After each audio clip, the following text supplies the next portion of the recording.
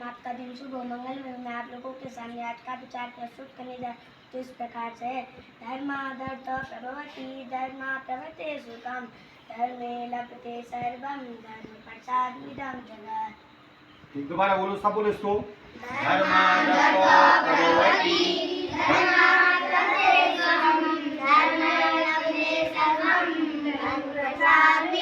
इसका मतलब क्या हो गया कि धर्म ही क्या है? क्या है? धर्म करना ही क्या है? क्या है? हैं? धर्म करना क्या है? हैं? धर्म करना क्या है? हैं? धर्म से ही जो है हमको धन की प्राप्ति होती है। धर्म करने से ही धन की प्राप्ति होती है। धर्म करने से सुख मिलता है। धर्म करने से क्या मिलता है? सब कुछ प्राप्त होता है। अब मैंने कल का श्लोक दोहरा है इसमें। मैंने कल ही बताया था तुमको, धर्म करने से धन की प्राप्ति होती है, सुख की प्राप्ति होती है। और तुम्हारा धर्म क्या है? क्या बोला था मैंने? छोटी छोटी बातें बताई थी। अपने से बड़ों का कहना मानना, अभी तुम्हारा धर्म वही है। अपने से छोटों को प्यार करना, किसी को सताना नहीं, पशु पक्षियों को वो नहीं मारना है, पत्थर नहीं मारने हैं, ये तो बोला था मैंने। गाली नहीं देनी है, ये तुम्हारा धर्म है। अपने से बड़ों का कहना मानना है, अपना काम समय पे करना है और भगवान का स्मरण करना सुबह शाम, और किताब पढ़नी है, ये तुम्हारा धर्म है। ठीक, उसके बाद लिखा हुआ है सत्यमेवेश्वरो लोके सत्य धर्म सदास्थित सत्य मूलानि सर्वाणि सत्य नास्ति परम पदम। यह श्लोक भी रामायण से लिया गया है और कल का श्लोक भी रामायण से लिया गया था। तो इसमें एक आगे सत्य ही संसार में ईश्वर है। जिसने सत्य बोला उसके अंदर ईश्वर का निवास है। सीधी बात है।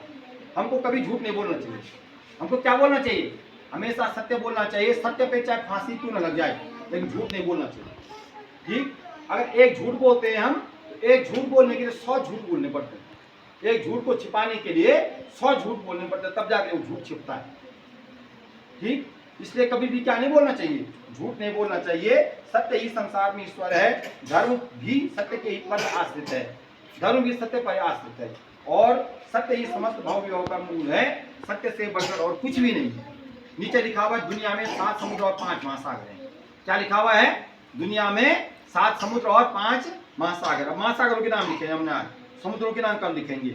महासागर के नाम है नंबर 1 हिंद महासागर, प्रशांत महासागर। नंबर 1 है प्रशांत हिंद महासागर, अटलांटिक महासागर, प्रशांत महासागर, आर्कटिक महासागर और अंटार्कटिक महासागर। इन 7 महासागरों में सबसे बड़ा और सबसे गहरा महासागर है प्रशांत महासागर। और सबसे छोटा महासागर कौन है? आर्कटिक महासागर। आर्कटिक महासागर, इसको उत्तरी ध्रुव महासागर भी बोलते हैं। ये है वो। ये जब ये ग्लोब है ना, ग्लोब दिखाई दे रहा है आपको? इस ग्लोब में तुमको क्या दिखाई दे? केवल पानी पानी दिखाई दे। यहाँ पे देखो ना, नीला भाग ज्यादा है ना, नीला भाग ज्यादा दिखाई दे रहा है। इसका मतलब ये ग्लोब का मतलब क्या है? पृथ्वी का मॉडल है ये। इसको क्या कहते हैं? ग्लोब कहते हैं, पृथ्वी का मॉडल। इसमें तुम देख लो नीला भाग ज्यादा है, तो तुमको ज्यादा पानी जो है पृथ्वी के ज्यादा भाग में पानी लग रहा है या थल भाग लग रहा है? क्या लग रहा है? ज्यादा पानी लग रहा है ना? क्या लग रहा है? पानी ज्यादा लग रहा है। 3/4 हिस्से पर पृथ्वी के पानी है। तो जहां जहां ये पानी दिखाई दे रहा है, जहां ये नीला भाग है, यहाँ पानी है।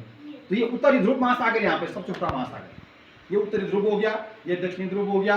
भारत के ठीक नीचे हिंद महासागर हो गया। ठीक है, इधर चाइना की तरफ, इधर हम जाएंगे, इधर प्रशांत महासागर हो गया। इधर जो है इस तरफ ये अटलांटिक महासागर हो गया। यहाँ पे ये ठीक हो गया। ये इसके बीच में अफ्रीका के बीच में और ये उत्तरी अमेरिका के बीच में उत्तरी अटलांटिक और इधर दक्षिण अटलांटिक महासागर हो गया। तो सबसे बड़ा महासागर कौन हो गया? सबसे बड़ा महासागर प्रशांत महासागर।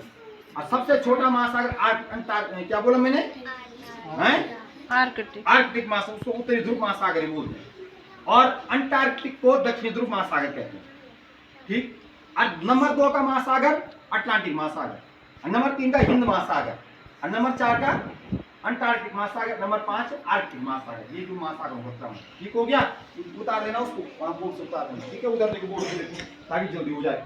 मेहनत है। यहाँ लिखा हुआ है daily black board update 1598, date 10 सितंबर 2024, डेट ट्यूसडे। मेहनत तो हर क्षेत्र में करनी पड़ेगी। बेकार पड़े रहने से तो लोहे में भी जंग लग जाता है। अगर बेकार पड़े रहने में से लोहे में भी क्या लगता है? लोहा बेकार पड़ा हुआ ना, उससे भी क्या लग जाता है? जंग लग जाता है। इसलिए बेकार नहीं रहना, जंग लग जाता है। है ना। हमारे ऊपर भी कभी कभी जंग लग जाता है जब हम घर में रहते हैं, है ना, एक एक महीने की छुट्टी में नहीं लगता होगा, लगता है। तो तुम्हारे ऊपर भी जंग लगता है, तुम्हारे ऊपर तो बहुत ज़्यादा जंग लग जाता है उस एक महीने की छुट्टी में घर में।